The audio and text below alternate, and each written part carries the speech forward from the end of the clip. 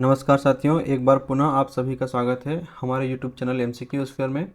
आज हम लोग डिस्कस करने वाले हैं इंटरनेट, नेटवर्किंग, ईमेल, साइबर सुरक्षा, सोशल मीडिया से संबंधित महत्वपूर्ण प्रश्नों को। इससे पहले हम लोग सेट 1 से लाकर सेट 3 को हल कर चुके हैं, जिसमें हमने महत्वपूर्ण क्वेश्चंस को हल किया है और उनकी डिटेल देखी। आज हम लोग सेट 4 के प्रश्नों को हल करेंगे। चलिए साथियों, शुरू करते हैं आज का लेक्चर। हमारा पहला प्रश्न है, कुकी है वेब पेज पर दिखाया गया विज्ञापन एक प्रोग्राम जो वेबसाइट विजिट्स को रिकॉर्ड करता है। क्लाइंट सिस्टम पर वेब सर्वर द्वारा संग्रहित सूचना, क्लाइंट सिस्टम पर पासवर्ड संग्रहित करने की एक टेक्नोलॉजी। तो इसका सही उत्तर है ऑप्शन सी, क्लाइंट सिस्टम पर वेब सर्वर द्वारा संग्रहित सूचना। कुकी क्या होती है? कुकी एक पीस ऑफ इंफॉर्मेशन होता है, ठीक है, जिसे वेब ब्राउज़र द्वारा हमारे सिस्टम पर स्टोर किया जाता है, ठीक है, ताकि जब हम नेक्स्ट टाइम उस वेबसाइट को खोलेंगे तो उसे आसानी से एक्सेस किया जा सके, आसानी से ओपन किया जा सके, ठीक है। आगे चलते हैं। उपयोगकर्ता के प्रश्नों के लिए वर्ल्ड वाइड वेब से प्रासंगिक जानकारी प्राप्त करने के लिए वेब आधारित सॉफ्टवेयर सिस्टम को किस नाम से जाना जाता है? ऑप्शन है search engine, plug in, adware और वेब ब्राउज़र। तो इसका सही उत्तर है option A, search engine. Search engine के माध्यम से हम लोग वेब सर्वर से इंफॉर्मेशन को सर्च कर सकते हैं। ये हमारी क्वेरी के अकॉर्डिंग हमें सूचना प्राप्त करके प्रदर्शित करता है। आगे चलते हैं। वर्ल्ड वाइड वेब में पंजीकृत पहला डोमेन नाम क्या था? ऑप्शन है www.linux.com, www.computer.com, www.server.com और www.symbolics.com। तो इसका सही उत्तर है ऑप्शन डी, www.symbolics.com। symbolics.com वह पहला डोमेन नाम था जिसे वर्ल्ड वाइड वेब पर रजिस्टर किया गया था। ये कैम्ब्रिज जो है कैम्ब्रिज की एक कंपनी द्वारा रजिस्टर किया गया था। आगे चलते हैं। अगला प्रश्न है, निम्नलिखित में से कौन सा विकल्प इंटरनेट एक्सप्लोरर ब्राउज़र में वेब पेज का नाम प्रदर्शित करता है? ऑप्शन है एड्रेस बार, मेनू बार, स्टेटस बार और टाइटल बार, ठीक है। तो इसका सही उत्तर है option D, title bar. Web page पर हम जो ऊपर देखते हैं इसे हम लोग कहते हैं टाइटल बार। टाइटल बार में हम जिस भी वेबसाइट पर होते हैं उस वेबसाइट का नाम लिखा होता है। इसी के नीचे होती है एड्रेस बार। एड्रेस बार में हम लोग URL को टाइप करते हैं और इसी के माध्यम से हम किसी भी वेबसाइट तक जा सकते हैं। अगला प्रश्न है, वेब ब्राउज़र में हिस्ट्री फीचर का कार्य है आपके कंप्यूटर को स्पाईवेयर से बचाना, आपका ऑनलाइन अनुभव स्वस्थ बनाने के लिए कुकीज स्थापित करना, जब तक आप ऑनलाइन हैं आपकी इंटरनेट ब्राउजिंग पर टैब रखना, देखी गई वेबसाइटों के व्यक्तिकरण की अनुमति देना। तो इसका सही उत्तर है ऑप्शन सी, जब तक आप ऑनलाइन हैं तब तक आपकी इंटरनेट ब्राउजिंग पर टैब रखना। यहाँ पर हम लोगों ने हिस्ट्री फीचर का एक यहाँ पर एग्जांपल दे रखा है, जिसमें हम लोग देख सकते हैं कि हम लोग जो भी वेब ब्राउज़र पर सर्च करते हैं जिस भी टाइम इंटरवल पर वो यहाँ पर स्टोर होते रहता है। इसके माध्यम से हमने क्या सर्च किया है ये हम लोग हिस्ट्री फीचर के माध्यम से देख सकते हैं। अगला प्रश्न है, गूगल क्रोम में नए टैब को खोलने के लिए हम क्या दबाते हैं? ऑप्शन है Ctrl+T, Ctrl+N, Ctrl+J और Ctrl+O।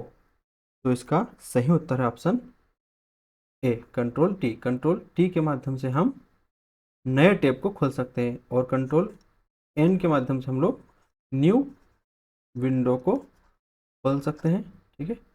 Ctrl+O के माध्यम से हम यहाँ पे किसी भी फाइल को ओपन कर सकते हैं। आगे चलते हैं। क्रोम का कौन सा बॉक्स एड्रेस बॉक्स के साथ साथ सर्च बॉक्स दोनों के रूप में कार्य करता है? ऑप्शन है एडिट, क्वेरी, आउटलुक और ओमनी। तो इसका सही उत्तर ऑप्शन डी, ओमनी, ठीक है। क्रोम में हम ऊपर यहाँ पर जो देख सकते हैं इसे ही कहते हैं हम लोग ओमनी बॉक्स। इसे ओमनी बॉक्स क्यों कहा जाता है? क्योंकि ये एक एड्रेस बॉक्स के साथ साथ सर्च बॉक्स मतलब सर्च इंजन के रूप में भी ये कार्य कर सकता है। यहाँ पर हम यूआरएल भी टाइप कर सकते हैं और कोई कीवर्ड भी टाइप कर सकते हैं जिसे हम इंटरनेट के माध्यम से खोजना चाहते हैं। ठीक है, आगे चलते हैं। इनमें से कौन गूगल के संस्थापकों में से एक है? ऑप्शन है जेरी यांग, लेरी पेज, जॉन कॉम और मार्क जुकरबर्ग। उसका सही उत्तर है ऑप्शन बी, लेरी पेज। इस फोटो में आप देख सकते हैं ये व्यक्ति जो है इनका नाम है लेरी पेज और ये व्यक्ति जो है इनका नाम है सर्गेई ब्रिन। इन दोनों ने मिलकर गूगल की स्थापना की थी। ठीक है, कब की थी? 1998 में। ठीक है, और इन दोनों को गूगल गाइज के नाम से जाना जाता था, गूगल गाइज। अगला प्रश्न देखते हैं। निम्नलिखित में से कौन सा माइक्रोसॉफ्ट द्वारा बनाए गए वेब ब्राउज़र का एक उदाहरण है? ऑप्शन है क्रोम, एज, सफारी और फायरफॉक्स। सही उत्तर है ऑप्शन बी, एज। एज जो है माइक्रोसॉफ्ट का वेब ब्राउज़र है जिसे माइक्रोसॉफ्ट द्वारा 2015 में लॉन्च किया गया था। इसके पहले जो माइक्रोसॉफ्ट का वेब ब्राउज़र होता था उसे हम लोग कहते थे इंटरनेट एक्सप्लोरर। ठीक है, क्रोम जो है वो गूगल का एक वेब ब्राउज़र है, सफारी जो है वो एप्पल का वेब ब्राउज़र है और फायरफॉक्स जो है वो मोजिला का वेब ब्राउज़र है। आगे चलते हैं। निम्नलिखित में से कौन सा या से क्रॉस प्लेटफॉर्म ब्राउज़र है? Chrome, Edge, Safari. ऑप्शन है केवल दो, केवल एक, केवल दो और तीन, केवल एक और तीन। सही उत्तर है ऑप्शन बी, क्रोम। ठीक है, क्रोम क्या है? क्रोम एक क्रॉस प्लेटफॉर्म ब्राउज़र है। ठीक है, जिसे आप विंडोज़ में यूज़ कर सकते हैं। ठीक है, इसको आप मैक ओएस में यूज़ कर सकते हैं, इसे आप iOS में यूज़ कर सकते हैं और इसे एंड्रॉयड में भी यूज़ किया जा सकता है। मतलब इसे किसी भी ऑपरेटिंग सिस्टम पे हम लोग यूज़ कर सकते हैं, इसीलिए इसे क्रॉस प्लेटफॉर्म ब्राउज़र कहा जाता है। ठीक है, आगे चलते हैं। ब्राउज़र का प्रयोग किया जाता है तकनीकी लोगों के लिए, गैर तकनीकी लोगों के लिए, लोग जिन्हें कमांड याद रखने की ज़रूरत है और साक्षर लोगों के लिए। तो इसका सही उत्तर है ऑप्शन ए, तकनीकी लोगों के लिए। ब्राउज़र का उपयोग तकनीकी लोगों के लिए किया जाता है क्योंकि ब्राउज़र के माध्यम से हम URL टाइप करके किसी भी वेबसाइट तक जा सकते हैं। ठीक है, साथ ही हम इसमें डाउनलोड और अपलोड दोनों कर सकते हैं। ठीक है, अगला प्रश्न देखते हैं। वेब सर्च के दौरान सटीक शब्दों और वाक्यांशों को खोजने के लिए आप टेक्स्ट के साथ किस प्रतीक का प्रयोग करेंगे? ऑप्शन है डबल कोट्स, माइनस, प्लस और स्टार। तो इसका सही उत्तर है option A, double quotes. Double quotes के माध्यम से हम सर्च इंजन में जो भी टाइप करते हैं उसका हम लोग सटीक उत्तर पा सकते हैं। अगला प्रश्न देखते हैं। निम्नलिखित में से माइक्रोसॉफ्ट की वेब आधारित मेल सेवा कौन सी है? ऑप्शन है याहू, हॉटमेल, जीमेल और रेडिफ। इसका सही उत्तर है ऑप्शन बी, हॉटमेल। हॉटमेल जो है माइक्रोसॉफ्ट की एक ईमेल सेवा है या मेल सेवा है। ठीक है, जिसे माइक्रोसॉफ्ट द्वारा 1996 में लॉन्च किया गया था। ठीक है, आगे चलते हैं। निम्न में से कौन सी साइटें सोशल नेटवर्किंग के उदाहरण हैं? LinkedIn, Pinterest, Instagram. ऑप्शन है केवल एक और दो, केवल दो और तीन, केवल एक और तीन और एक, दो और तीन। तो इसका सही उत्तर है ऑप्शन डी, एक, दो और तीन। लिंक्डइन के माध्यम से हम अपनी जॉब प्रोफाइल बना करके जॉब सर्च कर सकते हैं। पिंटरेस्ट के माध्यम से हम लोग फोटोज़ को और वीडियोज़ को अपलोड और डाउनलोड कर सकते हैं। इंस्टाग्राम के माध्यम से हम हमारी इंफॉर्मेशन और स्टेटस वगैरह को शेयर कर सकते हैं। आगे चलते हैं। किस मोड में ब्राउज करते समय आप जो कुछ भी खोजते हैं, जिस किसी वेबसाइट पर जाते हैं, वह आपके ब्राउजिंग इतिहास में दिखाई नहीं देगा? ऑप्शन है हिस्ट्री, डीबग, इनकॉग्निटो और ऑफलाइन। तो इसका सही उत्तर है option C, incognito. Incognito mode में आप जो भी सर्च करते हैं वो आपकी वेब हिस्ट्री में दिखाई नहीं देगा। आगे चलते हैं। पूर्व निर्धारित मानों के साथ स्वचालित रूप से फॉर्म आदि भरने वाली सुविधा को कहा जाता है? ऑप्शन है ऑटोफिल, इंस्टेंट फिल, फिलर और फिलअप। तो इसका सही उत्तर है ऑप्शन ए, ऑटोफिल। यहाँ पर आप विंडो में देख सकते हैं, जब हम किसी वेबसाइट पर किसी फॉर्म को फिल करते हैं तो हमारे पास पहले से कुछ ऑप्शन अवेलेबल हो जाते हैं, हम इसमें से सिलेक्ट कर देते हैं और वो ऑप्शन ऑटोमेटिक इसमें फिल हो जाता है। तो इस सुविधा को हम लोग ऑटोफिल कहते हैं। आगे चलते हैं। ब्लॉग सबकी उत्पत्ति हुई है? ऑप्शन है web login, web logging, weblog और बेसिक लॉग। ठीक है, तो इसका सही उत्तर है ऑप्शन सी, वेबलॉग। ठीक है, वेबलॉग से ही मिलकर हमारा बना है ब्लॉग। आगे चलते हैं। ईमेल में बीसीसी के बारे में निम्नलिखित में से कौन सा कथन असत्य है? ऑप्शन है बीसीसी फील्ड में डाले गए एड्रेस को फॉरवर्ड किया जा सकता है। जब आप किसी संदेश के बीसीसी फील्ड में ईमेल एड्रेस डालते हैं तो वह एड्रेस मेल प्राप्तकर्ताओं को दिखाई नहीं देगा। सुरक्षा और गोपनीय कारणों से बड़ी संख्या में लोगों को ईमेल भेजते समय बीसीसी सुविधा का उपयोग करना सबसे अच्छा होता है।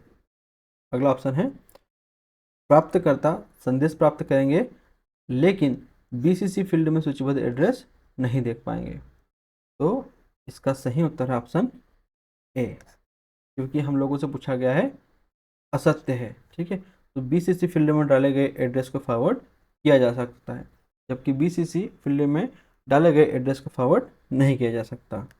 यहाँ पर जब हम लोग देख सकते हैं एग्जाम्पल, जब हम मेल कंपोज करते हैं तो हमारे पास ऑप्शन होता है टू, जिसमें हम उस व्यक्ति का ईमेल एड्रेस डालते हैं जिसे हमें मैसेज भेजना होता है। सीसी, सीसी का मतलब होता है कार्बन कॉपी। कार्बन कॉपी में हम उस व्यक्ति का एड्रेस डालते हैं जिसे हमें ये ईमेल सेंड करना होता है, उसकी एक प्रतिलिपि सेंड करना होता है। और बीसीसी का मतलब होता है ब्लाइंड कार्बन कॉपी। तो बीसीसी में भी हम काफ़ी सारे लोगों का ईमेल एड्रेस डाल सकते हैं जिन्हें हमें मेल तो सेंड करना है, लेकिन यह नहीं बताना है कि यह मेल और कितने लोगों को शेयर किया गया है। क्योंकि सीसी में हम जिन लोगों का ईमेल एड्रेस डालते हैं वह ये देख पाते हैं कि यह मेल हमारे अलावा और कितने लोगों को भेजा गया है, लेकिन बीसीसी में जिन लोगों का ईमेल एड्रेस डालते हैं वह ये नहीं देख पाते हैं कि यह मेल हमारे अलावा और कितने लोगों को भेजा गया है, इसलिए इसे ब्लाइंड कार्बन कॉपी के नाम से भी जाना जाता है। आगे चलते हैं। निम्न में से कौन सा रेलवे में सूचना प्रौद्योगिकी का अनुप्रयोग नहीं है? ऑप्शन है e ticketing, SMS gateway, bullet train और राष्ट्रीय ट्रेन जांच प्रणाली मतलब नेशनल ट्रेन इंक्वायरी सिस्टम। तो इसका सही उत्तर option C, bullet train. Bullet train जो है सूचना प्रौद्योगिकी का अनुप्रयोग नहीं है, बाकी सभी जो है सूचना प्रौद्योगिकी के अनुप्रयोग हैं। अगला प्रश्न है निम्न में से कौन इंटरनेट पर समय संवेदी सेवा है? ऑप्शन है email, file transfer, internet telephony और फाइल डाउनलोड। तो इसका सही उत्तर है option C, internet telephony. Internet telephony क्या होता है? इंटरनेट के माध्यम से हम किसी भी व्यक्ति को ऑडियो कॉल कर सकते हैं, ठीक है, और साथ में वीडियो भी कॉल भी कर सकते हैं। तो इसी सुविधा को हम लोग कहते हैं इंटरनेट टेलीफोनी। इसका सबसे अच्छा उदाहरण है स्काइप। ठीक है, स्काइप के माध्यम से हम लोग किसी भी व्यक्ति को ऑडियो और वीडियो कॉल कर सकते हैं। इसके लिए हमें किसी भी प्रकार की सिम की आवश्यकता नहीं होती है। ठीक है, तो इसी को हम लोग कहते हैं इंटरनेट टेलीफोनी। आगे चलते हैं। इनमें से कौन सा एप्लेट का वर्णन करता है? ऑप्शन है HTML में एक टैग, एक सुरक्षा प्रोटोकॉल, एक वेब पेज पर प्रदर्शित किया गया चित्र, प्रोग्राम जिसे दूसरे एप्लीकेशन में एम्बेड किया जा सकता है। तो इसका सही उत्तर है ऑप्शन डी, प्रोग्राम जिसे दूसरे एप्लीकेशन में एम्बेड किया जा सकता है। एप्लेट क्या होते हैं? एप्लेट छोटे छोटे सॉफ्टवेयर होते हैं जिसे हम लोग इंटरनेट के माध्यम से क्या कर सकते हैं, एक जगह से दूसरी जगह ट्रांसपोर्ट कर सकते हैं, ठीक है, ब्राउज़र के माध्यम से। और हम जिस भी सिस्टम पर इसे ट्रांसपोर्ट करते हैं उसमें हम इसे एप्लेट व्यूअर, ठीक है, एप्लेट व्यूअर या जावा इनेबल्ड जो वेब ब्राउज़र होते हैं उसके माध्यम से हम इसे खोल के रन कर सकते हैं और हमारे वेब ब्राउज़र में इंस्टॉल कर सकते हैं। तो एप्लेट क्या होता है? एक छोटा सॉफ्टवेयर होता है, ठीक है, जिसे दूसरे एप्लीकेशन में क्या किया जा सकता है? एम्बेड किया जा सकता है। काफ़ी महत्वपूर्ण है। निम्न में से कौन सा कार्य इंटरनेट बैंकिंग के माध्यम से नहीं किया जा सकता? ऑप्शन है ऋण के लिए आवेदन देना, खाते से नकद निकालना, खाते का विवरण देखना, हाल के कार्य विवरण देखना। तो इसका सही उत्तर है ऑप्शन बी, खाते से नकद निकालना। इंटरनेट बैंकिंग के माध्यम से हम खाते से नकद नहीं निकाल सकते, बाकी हम आवेदन दे सकते हैं, विवरण देख सकते हैं और हाल ही के कार्यों का विवरण भी देख सकते हैं। आगे चलते हैं। निम्नलिखित में वह कौन सा मुफ्त इंसाइक्लोपीडिया है जिसे उसका उपयोग करने वाले लोगों ने ही आपस में मिलकर तैयार किया है? ऑप्शन है गूगल, विकिपीडिया, इंसाइक्लोपीडिया और याहू। तो इसका सही उत्तर है ऑप्शन बी, विकिपीडिया। विकिपीडिया एक ऐसा इंसाइक्लोपीडिया है जिसे यूज़र्स के द्वारा ही तैयार किया गया है। इसमें जो इनपुट होते हैं वो यूज़र के माध्यम से डाले जाते हैं और इसमें मिलियंस ऑफ पेज में जानकारी है जिसे आप मुफ्त देख सकते हैं, पढ़ सकते हैं और अपना ज्ञानवर्धन कर सकते हैं। आगे चलते हैं। जिमी वेल्स और लेरी सेंगर किससे संबंधित है? ठीक है, ऑप्शन है विकिपीडिया, गूगल, व्हाट्सएप और फेसबुक। तो सही उत्तर है ऑप्शन ए, विकिपीडिया। तो जिमी वेल्स और लेरी सेंगर इन दोनों लोगों ने मिलकर सन 2001 में विकिपीडिया की स्थापना की थी, जो एक ओपन सोर्स वेबसाइट है। इसमें यूज़र जानकारी को ऐड कर सकते हैं और वहाँ से कोई भी यूज़र जानकारी प्राप्त कर सकता है, ठीक है। और फेसबुक जो है वो सबको पता ही होगा, मार्क जुकरबर्ग द्वारा बनाया गया था, ठीक है। और गूगल का हम लोगों ने अभी देखा, क्या नाम था? सर्गेई ब्रेन और लेरी पेज।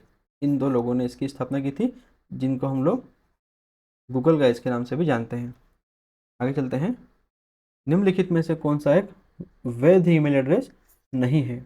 ऑप्शन है email@domain.com, 1234567@domain.com, email.@domain.com, space @domain.com। तो इसका सही उत्तर है ऑप्शन डी, स्पेस @domain.com, क्योंकि यहाँ पूछा है कौन सा वैध ईमेल एड्रेस नहीं है। तो ईमेल एड्रेस जो होता है उसमें दो चीज़ें होती है, एक होता है यूज़र नेम और दूसरा होता है डोमेन नेम, और इन दोनों के बीच में एक साइन होता है जिसे हम कहते हैं @ ठीक है। तो @ के पहले वाला भाग जो होता है उसे यूज़र नेम कहते हैं और @ के बाद वाला जो भाग होता है उसे हम डोमेन नेम कहते हैं। जैसे इसमें हम देख सकते हैं यहाँ पर जो ईमेल लिखा हुआ है ये यूज़र नेम है और domain.com है, ये क्या है? ये हमारा डोमेन नेम है। तो ईमेल से संबंधित एक न एक प्रश्न पीएससी अवश्य पूछता है और काफ़ी सारी एग्जाम्स में भी इससे संबंधित प्रश्न पूछे जा सकते हैं, तो इसे काफ़ी अच्छे से ध्यान रखना है। तो साथियों, ये हुआ हमारा आज का सेशन। आज हम लोगों ने डिस्कस किए इंटरनेट, सोशल मीडिया और ईमेल से संबंधित प्रश्न। इसके पहले हम लोगों ने सेट 1 से लेकर सेट 3 में काफ़ी सारे प्रश्नों को सॉल्व किया है और आगे भी हम सेट 5, सेट 6 में और आगे भी जितने प्रश्न महत्वपूर्ण हो सकते हैं सभी को सॉल्व करेंगे। हमारा यह उद्देश्य है कि इस विषय से संबंधित और सारे विषय से संबंधित जितने भी बेस्ट पॉसिबल और ऐसे एमसीक्यू हो सकते हैं जिसके माध्यम से हम पूरा सिलेबस कवर कर सकते हैं, हम उनको डिस्कस करेंगे और डिटेल से उनको जानेंगे। तो साथियों, आज के लेक्चर में इतना ही। मिलते हैं अगले लेक्चर में, तब तक के लिए जय हिंद, जय भारत, भारत माता की जय।